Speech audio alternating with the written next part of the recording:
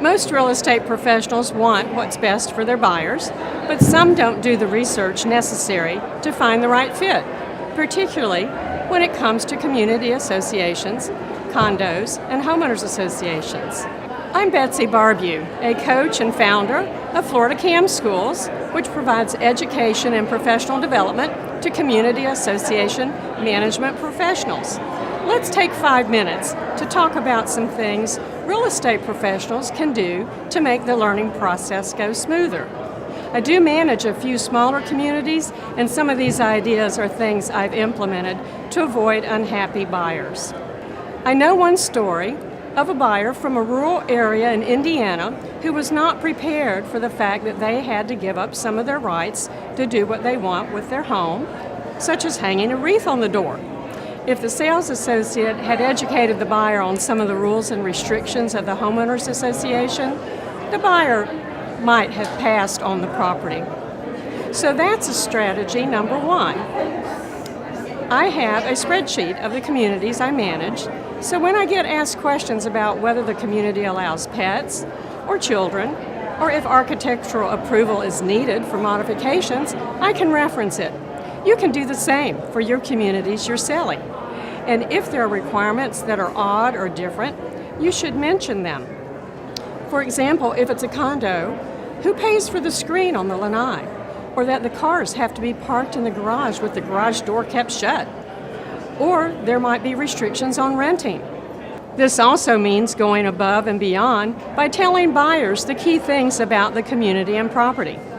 Of course, the information most critical to pass on are the rules and regulations of the association. I work with a couple of realtors in the area who routinely ask me to keep them updated on changes to different communities' rules and regulations. They keep electronic copies of those documents on hand so they can give them to potential buyers. So my second strategy is to stay up to date on the rules and regulations of the communities where you work. Remember, just giving them these documents isn't enough. Like I said before, make sure that if an investor buyer wants to rent out the property, the agent should be the one making sure there are no restrictions. Let's face it, the buyers aren't always reading every word of those documents. You can serve them better by knowing the rules. My third strategy is to understand whether the community is a condominium, cooperative, or homeowners association. It's not always clear from the construction of the buildings, but determining what type of property it is makes a huge difference when you're talking about building maintenance. Finally, as of July 1st, 2017, more information is required to be provided to the buyer than ever before. Community associations are required to use forms that adhere to new statutory requirements.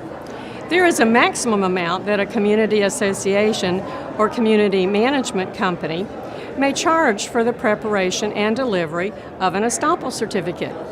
An itemized statement that includes anything that might be due at closing, including fees and open violations, must be attached.